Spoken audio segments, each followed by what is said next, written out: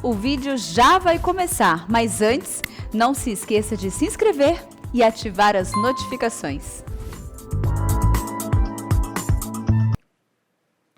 Vamos então dar início à nossa aula da Escola Bíblica Dominical dessa tarde. Agora foi projetado aqui para nós os slides. E esse é o tema que nós vamos estudar nessa tarde, de forma introdutória, algumas orientações na luta, orientações para lidar com o pecado, ok? Vamos começar com uma oração. Graças te damos, ó bondoso Pai. Obrigado, ó Pai, pelo privilégio, ó Pai, de estarmos na Tua casa, para meditarmos, ó Pai, na Tua palavra. Obrigado, ó Pai, pela escola dominical. Oro, ó Pai, pela vida de cada irmão que tem nos acompanhado aqui presencialmente, aqueles que estão nos acompanhando, ó Pai, mesmo que à distância, mas a partir do uso, ó Pai, da tecnologia. E nós suplicamos a Ti, ó Santo Deus, tem misericórdia de nós, fortalece a nossa fé e ajuda-nos a abandonar tudo aquilo, ó Pai, que desagrada ao Senhor.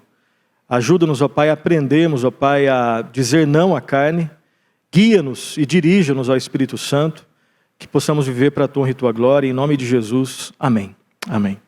Meus irmãos, então esse é o tema, algumas orientações para lidar com o pecado. Todos nós, lidamos com o pecado.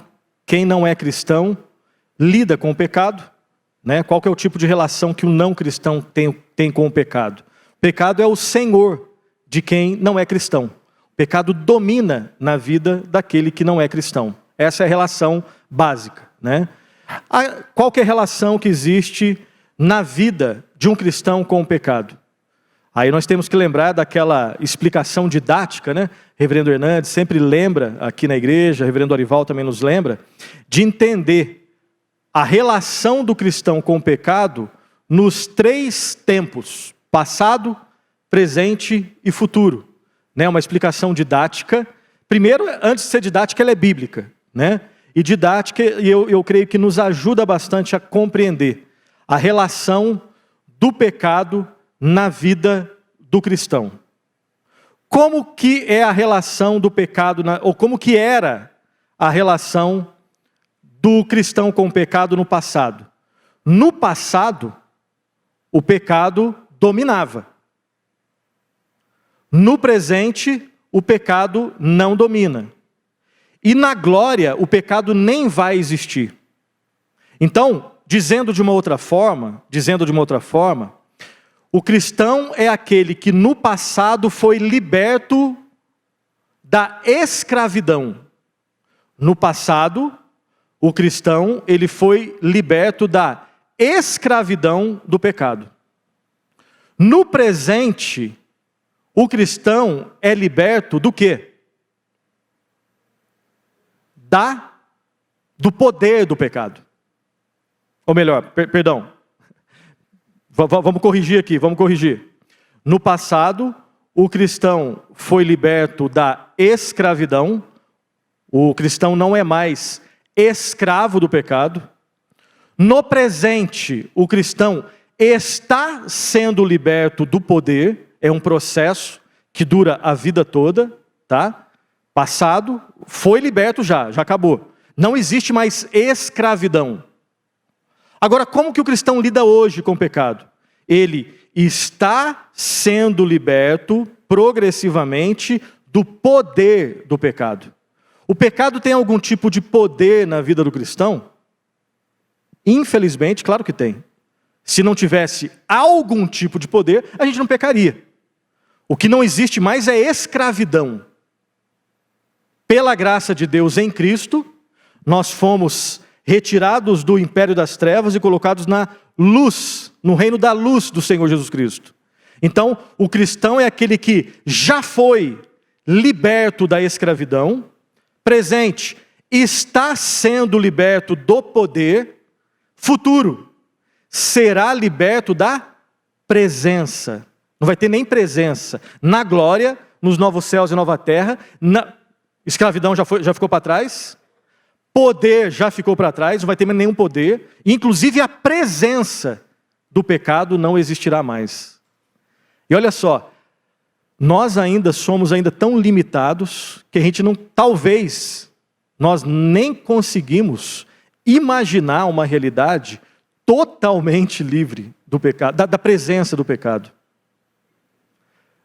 Se eu peço um exercício para vocês e para mim também, tente imaginar uma realidade perfeita. Né? Eu creio, posso estar errado, mas eu creio que ninguém consegue. Porque seres imperfeitos, quando tentam imaginar uma realidade perfeita, eles não conseguem, porque consciente ou inconscientemente, nós levamos as nossas imperfeições para essa nossa projeção de realidade perfeita. Nós somos ainda tão incompetentes. Não é que a gente não consegue ser perfeito, a gente não consegue mesmo. A gente nem consegue imaginar uma realidade perfeita. Porque em algum momento, em algum aspecto, a gente leva algum tipo de imperfeição para lá. Tanto é, né, talvez você já tenha ouvido falar, ou falado isso, né? Algumas pessoas quando falam assim, né? Quando tenta imaginar o céu, e se a nossa imagem do céu, ela é mais ensinada pelas novelas da Globo, né? Então todo mundo de branco, né? Lembro de uma novela da Globo de tempos atrás, né? Que tinha uma fundamentação bem espírita. Como é que era o nome? Era um nome só. Eu não lembro agora o nome da... A Viagem, isso. A Viagem, né? Aí a gente está descobrindo os noveleiros, né? A começar por mim aí. Brincadeira, tô brincando. Eu só estou falando porque eu assisti também. Eu também assisti. Mas eu lembro que, né, a imagem que tinha ali, né? Todo mundo de branco, né? E todo mundo conversando, né? Tudo verde, e todo mundo... Aí, daí, algumas pessoas pensam o seguinte: eu não quero ir para o céu, não. Se for essa imagem de monotonia, né? Outras, né? Às vezes alguns desenhos, né? Contando carneirinhos, ou pulando de nuvens em nuvens, né? Ou como sendo somente um coral, né? Será que realmente uma realidade onde não tem nenhuma imperfeição, onde a alegria das alegrias é plena, será que o máximo que a gente consegue imaginar é isso? Pular de nuvens em nuvens, contando cordeirinhos, todo mundo de branco, né, andando meio que como se fosse bobinho assim? Não pode ser isso. E não é isso. Como que é então? Bom, eu poderia falar se a Bíblia revelasse em detalhes, mas ela não revela. Agora, o que ela revela, tem até um hino, né? Metade da glória celeste jamais se contou ao mortal. Então tenta imaginar que em algum momento você consiga imaginar, pela graça de Deus, ter um vislumbre assim, bíblico, a partir das informações bíblicas, você consiga imaginar um pouco o que é o céu. Não chegou nem na metade. É a alegria das alegrias, lugar de atividade, lugar de trabalho, atividade intelectual, atividade que mexe com a nossa vida toda. Mas tudo que você faz, tudo é para a glória de Deus, tudo é para a glória de Deus, tudo expressa amor ao próximo, tudo expressa amor a você mesmo, mas de uma forma que não seja egoísta, tudo é só alegria. A gente não consegue nem imaginar isso, nem imaginar. Né? Mas por que a gente chegou nesse ponto? A gente estava falando sobre os 3 momentos. O cristão é aquele que, passado, já foi livre do quê? Da escravidão. Presente, está sendo livre do poder do pecado. Futuro, será totalmente livre da presença do pecado. Então eu creio que essas 3 frases, né, esses 3 pensamentos, eles expressam, primeiro, biblicamente, que é o que mais interessa. Segundo lugar, didaticamente, a relação que o ser humano, especificamente com o cristão, tem com o pecado. Ok? Nós não estamos mais no passado, pela graça de Deus, não somos mais escravos do pecado. Nós não estamos lá ainda, não chegamos lá. A impecabilidade não é uma característica para essa vida. Na tradição da igreja, existiram alguns homens de Deus sérios, servos de Deus, piedosos, inteligentes, o que a história chama de gigantes da fé, que chegaram a acreditar na possibilidade da impecabilidade nessa vida. E com muito respeito e temor, não concordamos com isso. Não é possível atingir impecabilidade nessa vida, né? Talvez seja possível, entre aspas, quando nós não entendemos o que é pecado e quando nós não entendemos o estado da perfeição da lei divina. É possível que nós nos enganemos e cheguemos à conclusão de que é possível nessa vida atingir impecabilidade. Quando? Quando eu reconceituo o que é pecado e quando eu reconceituo o que é a lei de Deus.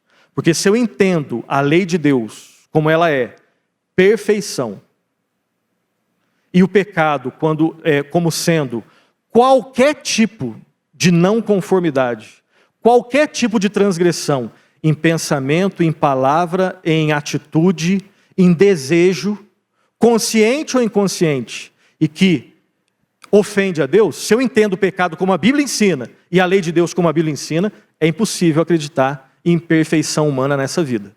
Aí alguém criou essa frase, né? A seguinte frase: só é possível acreditar em mérito humano quando eu não conheço o padrão divino. Só é possível acreditar em mérito humano quando não se conhece o padrão divino. E aí o teste final, e eu termino aqui essa introdução, é o seguinte: se vocês que estão acompanhando aí, e vocês que vão assistir esse vídeo ainda mais à frente, se você acredita que é possível atingir perfeição nessa vida, faça o seguinte exercício. Cristo, quando fez o resumo dos 10 mandamentos, os 10 mandamentos, né, a gente não consegue atingir na perfeição, ninguém. Só que dá para a gente simplificar, no melhor sentido, da seguinte forma. Olha o que Cristo, quando ele olha para os 10 mandamentos, ele resume em 2. Primeira tábua da lei: amarás o Senhor teu Deus de todo o teu coração, de toda a tua alma, de todo o teu entendimento, com toda a tua força. Segunda tábua da lei: ame o teu próximo, amarás o teu próximo como a ti mesmo. Quem consegue fazer isso? Aí você fala assim: eu consigo. Não. Você consegue fazer isso do jeito que está sendo exigido? No padrão da perfeição? O padrão ali não é você amar a Deus.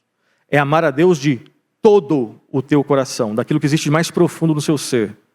De toda a tua alma. A alma, nesse caso aqui, não é a parte imaterial do ser humano. É o ser humano por completo, na sua integralidade. Você consegue amar a Deus sem nenhum cisco de pecado? De todo o teu coração, de toda a tua alma, com toda a tua força, com todo o teu entendimento. Você consegue experimentar nessa vida que todos os seus pensamentos são levados cativos a Cristo? Aquele exemplo que a gente já deu, né? Às vezes na igreja a gente tem pensamento errado. E você realmente consegue amar o próximo como você ama a si mesmo.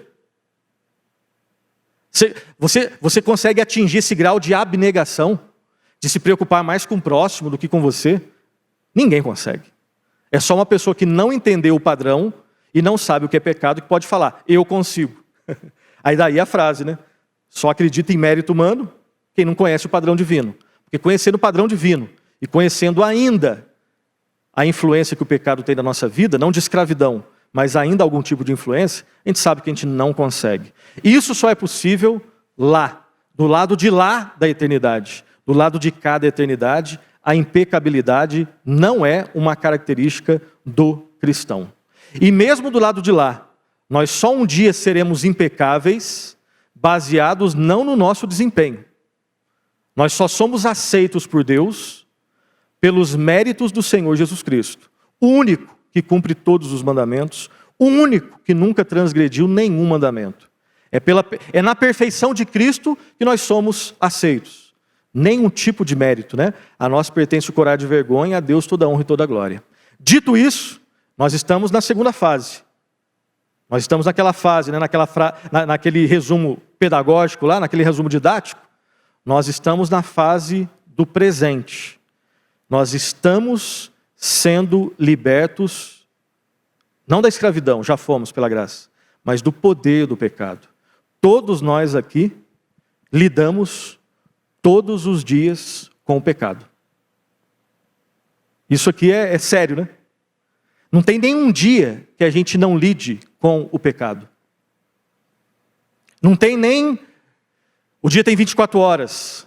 eu creio que não tem nenhuma hora que a gente não lide com o pecado. E eu não vou nem partir para os minutos, né? Porque aí eu também não conseguiria chegar nesse grau. Mas nós lidamos todos os dias com o pecado. E aquele que pensa está em pé, né? Se você discorda, e não existe nenhum tipo de pecado em discordar de mim, você não pode discordar da Escritura, né? Mas se você fala assim, não, isso daí para mim não, eu consigo. Cuidado, porque a Bíblia tem uma mensagem, né, para você. Aquele que pensa está em pé, cuidado para que não caia. Todos nós lidamos com pecado. Naquilo que a gente pensa, naquilo que a gente fala, naquilo que nós desejamos. Pecados que são mais externos, pecados que são mais internos. Cristo, no Novo Testamento, Cristo, ele aprofunda a questão da nossa luta contra o pecado, né? Assassinar não é só você cometer o ato de tirar ilegitimamente a vida de alguém. Quando você deseja a morte de alguém, você já transgrediu a lei, você já matou. Né? Então ele aprofunda muito mais. Ele deixa o pecado de uma maneira muito mais abrangente e profunda na nossa vida. Tá? Então quais seriam algumas orientações nessa nossa luta contra o pecado? Eu quero começar com esse texto, eu não sei se dá para ler. Romanos 8:13 é um dos textos que falam sobre esse nosso assunto, né? Porque se viverdes segundo a carne, caminhais para a morte. Mas se, pelo Espírito, mortificardes os feitos do corpo, certamente vivereis. Então nós temos aqui um antagonismo. Vida na carne, vida no Espírito. A vida guiada os seus desejos carnais, você guiar a sua vida por isso, e a vida guiada pelo Espírito. E todos nós experimentamos essa realidade. E aí uma pergunta, né? Cada um responde para si mesmo. Como que você tem lidado com o pecado em sua vida? Como tem sido o nosso dia a dia? Né? No culto nós falamos, na pregação, sobre a questão da vida devocional, né? E perceba que tem uma relação íntima com esse outro assunto. Como que eu tenho e como que você tem lidado com o pecado na sua vida? Como que eu tenho lidado? Como foi a última semana, o último mês, esse ano, fazendo um balanço, né? E o pecado, inclusive, ele pode nos influenciar, inclusive no balanço, né, que nós fazemos, né? O pecado ele tem influência na questão cognitiva também, né? Tanto é que um dos efeitos do pecado é o auto-engano, quando nós nos enganamos, né? Todos nós, isso acontece. Como tem sido a luta na sua vida, né? O apóstolo Paulo, no texto inicial, nesse texto aqui de Romanos, ele escreveu que é necessário mortificar as práticas do pecado em nossa vida. Isso inclui os pecados óbvios, aqueles que todo mundo sabe, aquele que quando alguém comete você fala, não, nem quero nem ouvir, os pecados óbvios que nós queremos evitar, mas também os pecados mais sutis, que nós somos propensos a ignorar. É o tema aqui da conferência da semana passada.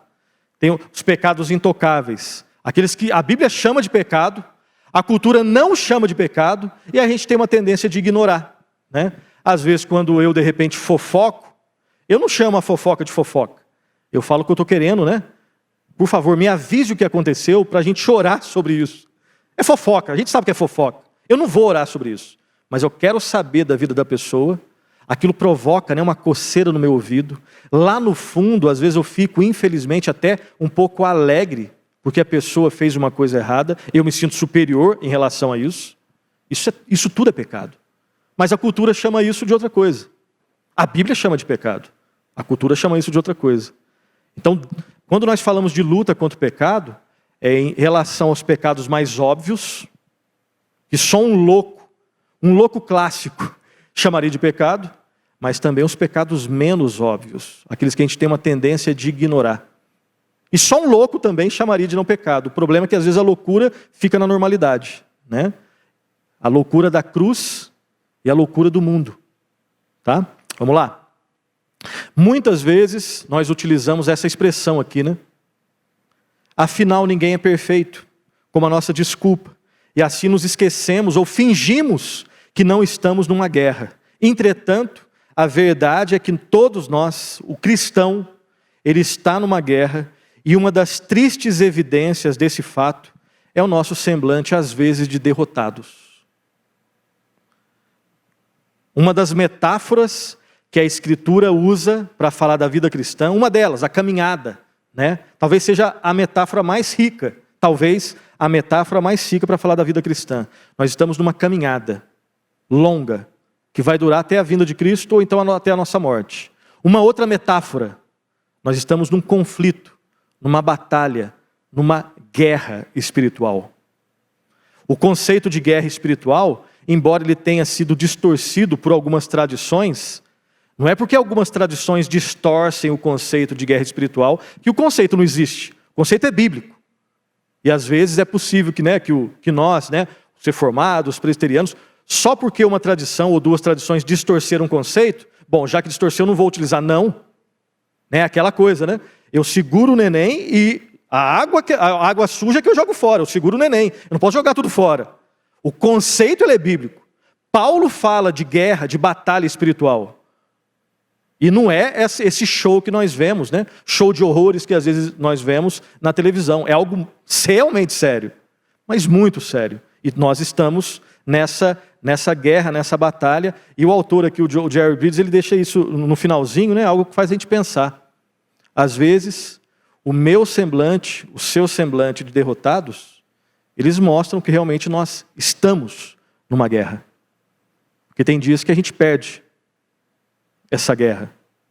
Ou melhor, a batalha, A guerra não. Nós estamos numa batalha que nós sabemos quem vence no final. Mas só que nós não chegamos no final. E tem dias que o nosso semblante é de derrotado. Por vários motivos.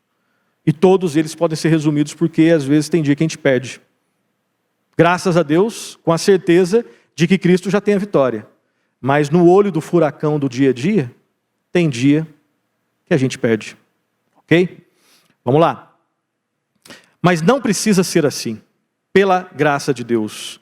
Embora alguns pecados necessitem ser tratados de forma especial, e não é deles que nós vamos falar, algumas orientações se aplicam a todos os pecados e a todos nós. E nós vamos falar dessas dicas, desses princípios na luta contra o pecado. Algumas orientações. Primeira orientação.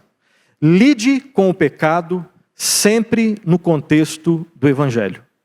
Nós vamos ler um texto, tem 3 aqui, mas por questão de tempo, nós vamos ler somente um. Colossenses, capítulo 2, por favor. Colossenses, capítulo 2, 13 e 14. Colossenses 2, 13 e 14. Lá está escrito assim. Colossenses 2, 13 e 14, está escrito assim. E a vós outros, que estáveis mortos pelas vossas transgressões e pela incircuncisão da vossa carne, vos deu vida juntamente com ele. Ele aqui é Cristo, perdoando todos os nossos delitos, tendo cancelado o escrito de dívida que era contra nós e que constava de ordenanças, o qual nos era prejudicial, removeu-o inteiramente, encravando-o na cruz. O 15 também. E despojando os principados e as potestades, publicamente os expôs ao desprezo, triunfando deles na cruz. Primeiro princípio, na nossa luta diária contra o pecado. Lide com o pecado no contexto do Evangelho. O que isso significa na prática? É saber que, se nós somos cristãos, se nós entregamos a nossa vida nas mãos de Deus, se Jesus Cristo é nosso Senhor, se o Espírito Santo habita em mim, se eu sou um cristão, o pecado contra o qual você luta é um pecado que já foi perdoado por Cristo. E um cristão, quando sabe disso, ele não fica relaxado.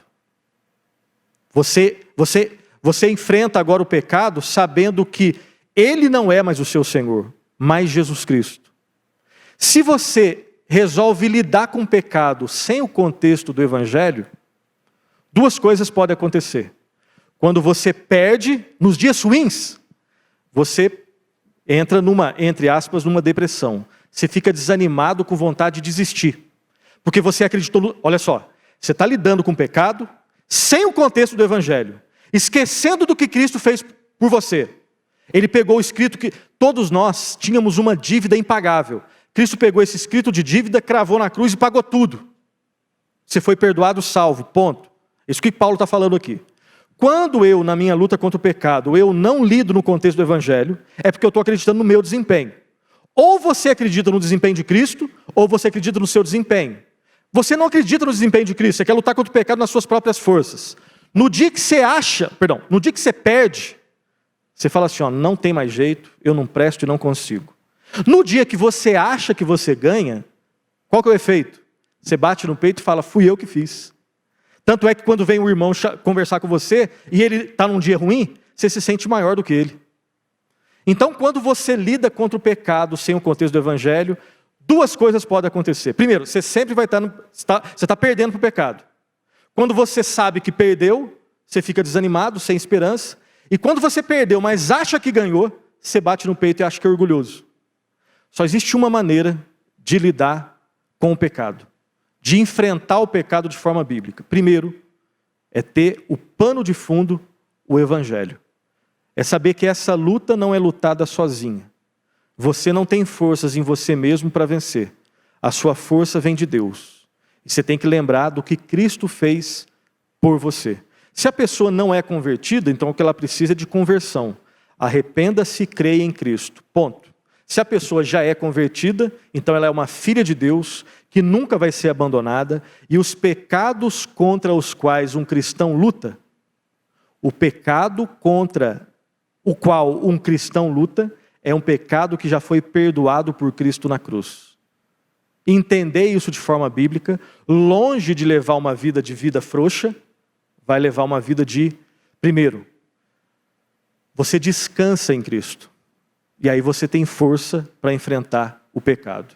E quando você errar, e você infelizmente vai errar, você não vai se desesperar. E quando você conseguir resistir, você não vai ficar orgulhoso. Você sabe que você só conseguiu pela graça de Deus na sua vida. E quando um cristão pecar e confidenciar para você, você vai, primeiro, você vai saber que se não fosse Deus, você ia pecar os piores pecados. E você vai chorar com a pessoa, vai orar com a pessoa e vai caminhar junto da pessoa. Primeiro, lide com o pecado no contexto do Evangelho. Sem o contexto do Evangelho, seremos derrotados. No contexto do Evangelho, somos lembrados de que Deus não somente perdoou nossos pecados, mas também colocou na nossa conta, nos creditou a justiça perfeita de Cristo. Em todas as áreas da vida em que nós temos pecado e sido desobedientes, Jesus Cristo foi perfeitamente obediente. Enquanto lutamos para matar nossos pecados, devemos ter duas verdades em mente. Primeiro, nossos pecados estão perdoados e Deus nos aceita como justos por causa da vida impecável e da morte expiatória do Senhor Jesus. Não existe motivação maior para lidarmos com o pecado em nossa vida do que compreendermos essas duas verdades gloriosas do Evangelho. Se isso não te motiva, nada mais vai te motivar. Ou eu entro nessa luta descansando no desempenho de Cristo, ou eu entro nessa luta descansando no meu desempenho. Primeiro ponto é vitória, gratidão, humildade. O segundo ponto é ou desespero ou orgulho. Ou desespero quando eu não consigo obedecer, ou orgulho quando eu acho que eu obedeci. Ok? Ou desempenho de Cristo, ou nosso desempenho. Segundo princípio, lide com o pecado na dependência do poder capacitador do Espírito Santo. Romanos 8:13. Vamos lá? Romanos, algumas páginas atrás, 8:13. Que traz a ideia parecida ali de Colossenses também. Romanos 8:13 está escrito assim: porque se viverdes segundo a carne, caminhais para a morte, mas se pelo Espírito mortificardes os feitos do corpo, certamente vivereis. De novo, a vida no Espírito e a vida na carne. E a ideia aqui, né, é uma palavra que a gente não utiliza no dia a dia, né, da mortificação. a ideia é uma ideia forte, né, de batalha. É de você assassinar o pecado. A relação que o cristão deve ter com o pecado é uma relação de guerra, é uma relação de morte. A ideia é que como se o pecado ele fosse transformado numa... Essa ideia é forte, tá? Então já estou avisando. A ideia da mortificação é de assassino. É de assassinar o pecado. É de, como John Piper diz, é de ser violento com tudo aquilo que faz violência com você. Eu devo ter paz com as pessoas. Com o pecado é guerra. Porque se você brincar com o pecado, você sabe que ele não vai brincar com você. Aquela frase, né, que é atribuída a Spurgeon, às vezes ao D.L. Moody, né, que ele colocou na primeira parte da Bíblia dele. Na Bíblia lá desses dois, do Spurgeon e do avivalista lá do século XIX, o Moody, e talvez em outras Bíblias também estava escrito: este livro me afastará do pecado, ou o pecado me afastará desse livro. E é exatamente assim. É exatamente assim. Nós sabemos pela nossa experiência. Nós sabemos pela nossa experiência. Ou esse livro nos afasta do pecado, ou o pecado nos afasta desse livro. E a relação que nós devemos ter com o pecado é uma relação de mortificação. É como se o pecado fosse um ser e nós pudéssemos pegá-lo pela garganta e apertar o pecado na garganta até ele morrer. O pecado ele forma em nós, ele desperta em nós apetites. E se nós alimentarmos a carne, nós estamos andando contrário à vontade de Deus. Então, quando vem um apetite pecaminoso, é a gente não alimentar, é matar a carne de fome. É olhar para o pecado e esganá-lo. E é essa a imagem, é muito mais forte do que isso. Porque se a gente brinca com o pecado, ele não brinca conosco. E todos nós aqui temos experiência disso. Todos nós aqui, a começar por mim. Então é somente pela ação do Espírito Santo que nós mortificamos os pecados em nossa vida. Mas assim como ocorre no caso do Evangelho, quase sempre nos esquecemos disso e nós recorremos, infelizmente, à nossa própria força. Não importa o quanto nos fortaleçamos, iremos sempre necessitar do poder habilitador do Espírito Santo. Portanto, cultivemos uma atitude de dependência contínua do Espírito Santo. Nós precisamos do contexto do Evangelho, nós precisamos do Espírito Santo na nossa vida, porque sem a ação do Espírito Santo nós não conseguimos lutar e vencer essa batalha. Uma terceira verdade: lide com o pecado lutando de modo prático com o pecado. Lembra do contexto do Evangelho? Clama pela direção do Espírito Santo, e aí tem uma dimensão que é você fazendo, nunca sozinho. Não acredite naquele papo, tá? Deus faz a sua parte, você faz a sua. Não é, calma aí, vamos entender isso daí. A parte de Deus ele sempre vai fazer perfeitamente. A nossa a gente não consegue sozinho. A nossa parte é nossa parte. Lembrando do sermão, quando você decide orar, é você que está orando. Mas você não ora totalmente ausente da presença de Deus, até porque é um contrassenso. Inclusive na parte que é para a gente fazer, nós dependemos de Deus.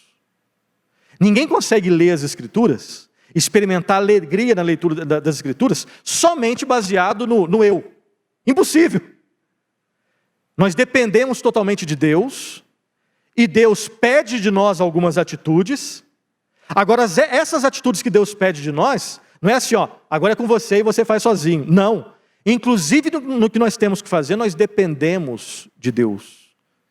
Você que tem que fazer, na dependência de Deus. Ok? Então lute com o pecado de forma prática.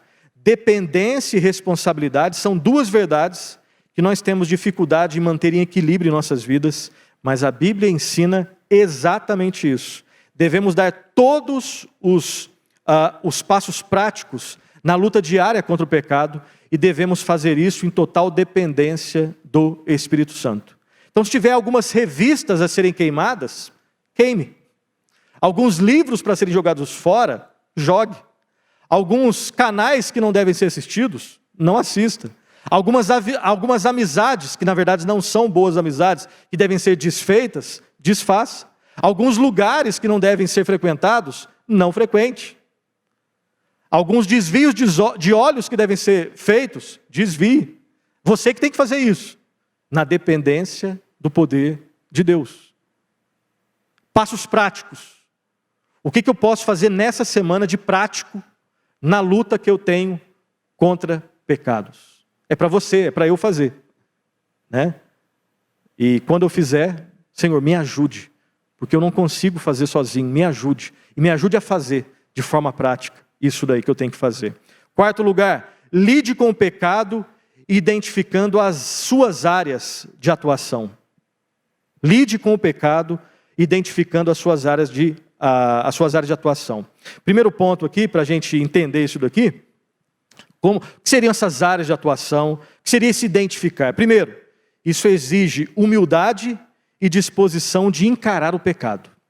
Cada um pensa aí na sua situação. Tem que ter humildade e disposição de encarar o pecado, e normalmente isso não é fácil.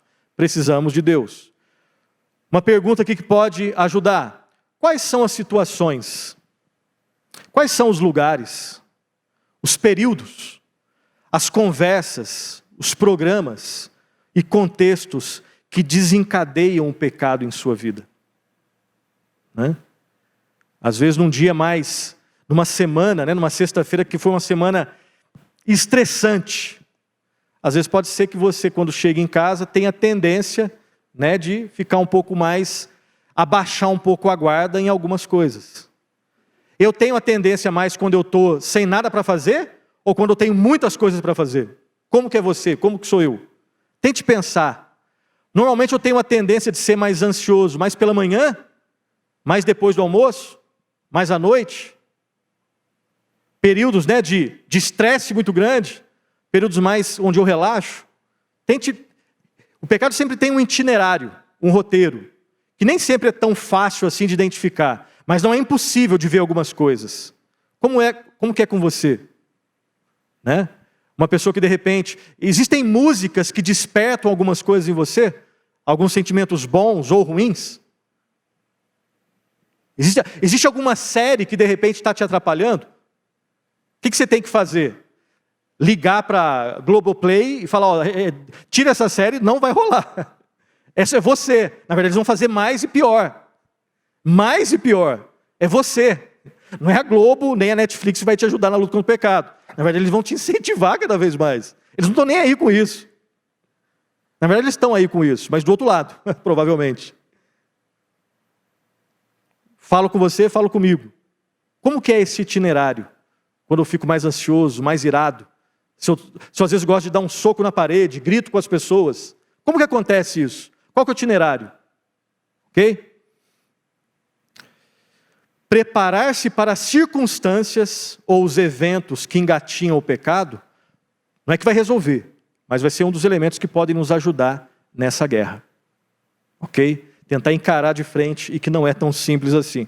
Precisamos de Deus. Quinto, lide com o pecado aplicando versículos específicos a cada um dos pecados. Isso aqui não é mágica, tá? Então vou citar esse versículo e vai acabar. Não é isso. É muito mais poderoso do que isso. Na verdade, isso não é poderoso, né? A questão da mágica, não é isso. Mas isso daqui, as Escrituras nos ensinam e tem a ver com o que foi dito também no sermão. Memorize versículos. Reflita sobre eles e ore para que Deus os use para fortalecê-lo na luta contra o pecado. Salmo 119, 11, de novo aqui. Guardo no coração a tua palavra para não pecar contra ti. Você já enfrentou às vezes, já aconteceu com você, de repente está numa situação que você errou várias vezes, repetidas vezes, orou, depois caiu, orou, depois caiu. Em algum momento você ficou tão desesperado que você lembrou de um hino e cantou aquele hino bíblico com força. Não é que uma mágica aconteceu, mas pela graça de Deus, aquele hino, a letra do hino bíblica, pela graça de Deus você se sentiu mais forte e conseguiu fazer o que antes você não conseguia. São recursos que você se utiliza nessa guerra. Lutero dizia que às vezes o sermão pode ser mais fácil de ser esquecido. A música não. Daí a importância, não é que a música não. A música é mais, você grava mais. Daí a importância da biblicidade nos cânticos e nos hinos. E quanto mais eu canto as Escrituras, pela graça de Deus, eu posso ter mais força na luta no meu dia a dia. Está no metrô lotado, alguma situação chata. Às vezes tem que fechar o olho. Às vezes cantar do nada, mesmo que alguém te chama de louco. Você sabe o que é mais importante, se é a opinião do outro ou aquilo que depois vai corroer o seu coração. Chegando em casa, no outro dia, e no outro dia, e no outro dia. E aí você luta. Achar que não tem nada a ver, é você estar se esquecendo que você está numa guerra. E é uma guerra. É uma guerra. Guardar significa reservar para necessidades futuras. E aqui de novo, né? É claro que não existe nenhuma mágica na memorização dos versículos. Eles devem ser aplicados à vida na dependência do Espírito. Estou passando rápido aqui pela questão de tempo, tá, meus irmãos? 6º ponto. Lide com o pecado orando continuamente pelos pecados que você tolera. Ore pelos pecados que você, infelizmente, tolera. A oração é uma das armas mais importantes na luta contra o pecado, se não for a mais importante, junto com a palavra. Pois é por meio dela que reconhecemos a presença e a insistência de pecados em nossas vidas, assim como reconhecemos a nossa dependência de Deus. Ore silenciosamente, ore em voz alta, ore com o olho aberto, com o olho fechado, ore no ponto de ônibus, ore andando. Ore. Ore ajoelhado, ore em pé, ore.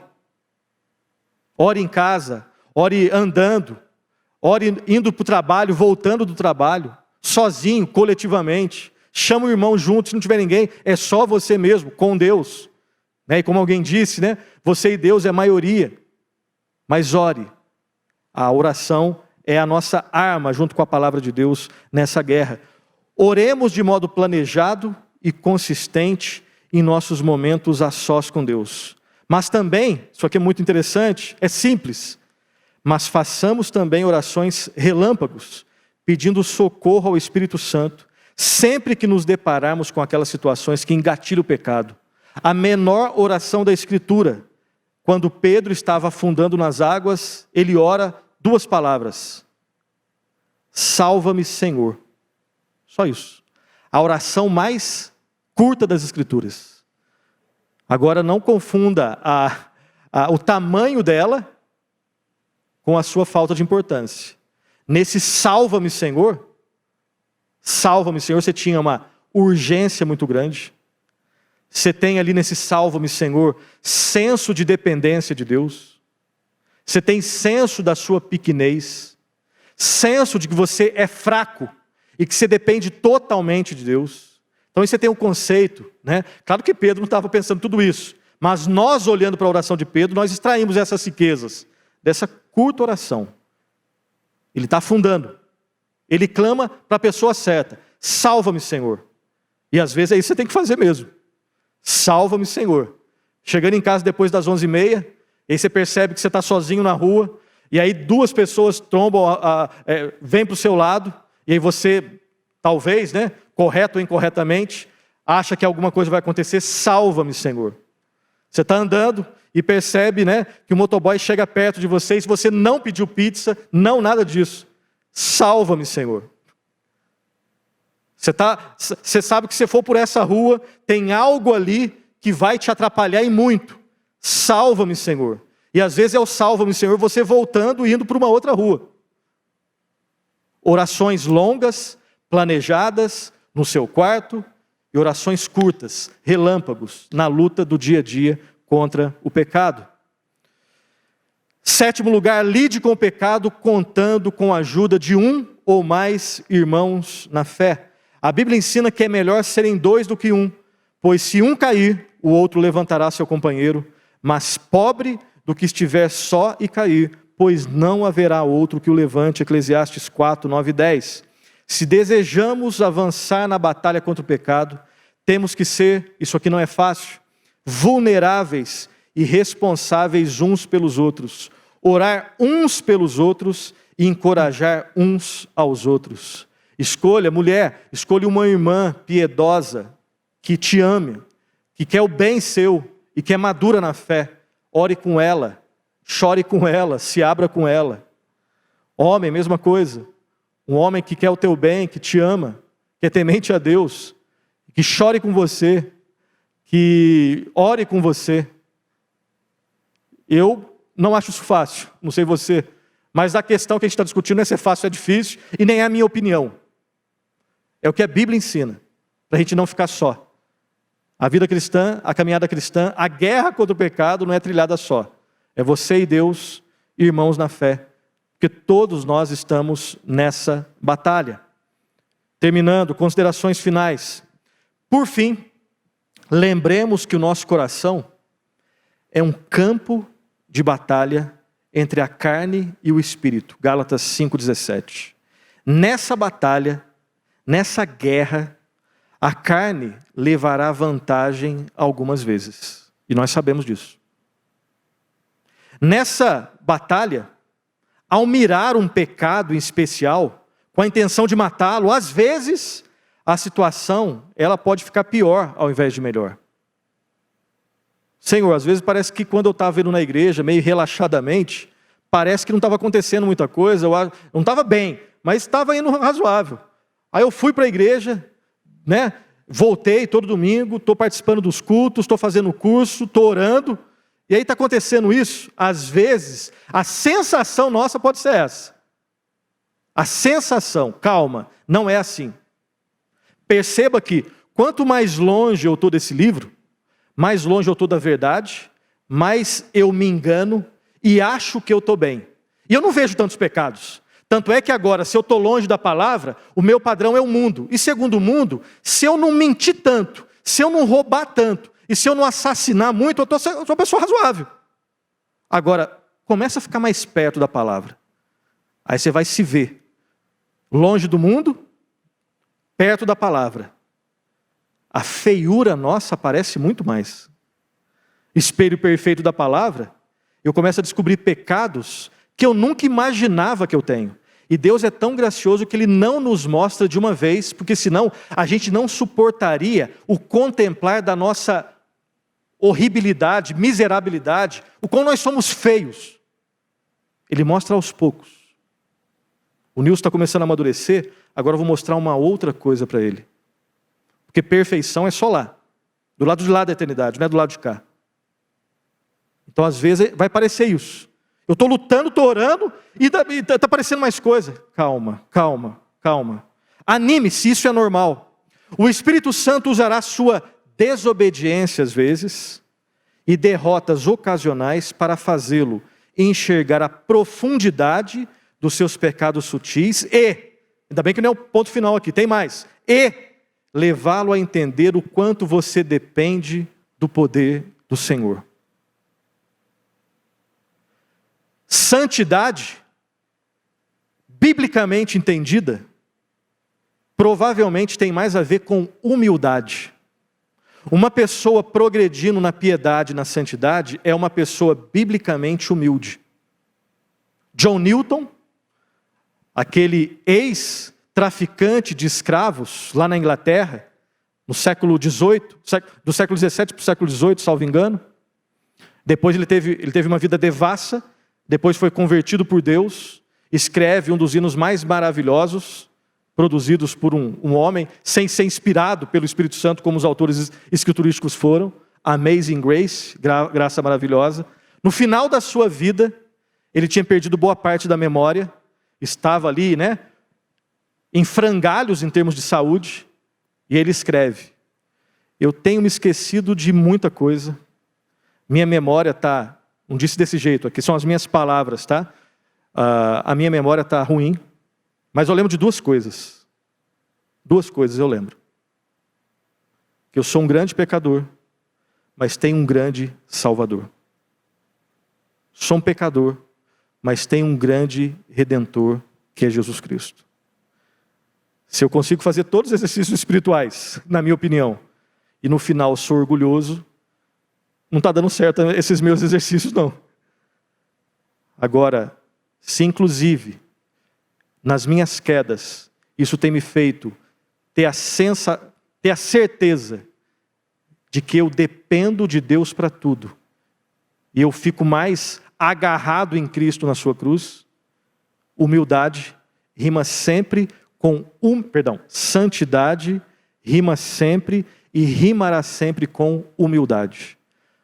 Porque agora eu começo a desistir de mim, eu começo a ser um ateu de mim, um ateu do meu desempenho, e começo a ser cada vez mais confiante e uma pessoa que corre para a cruz do Senhor Jesus Cristo.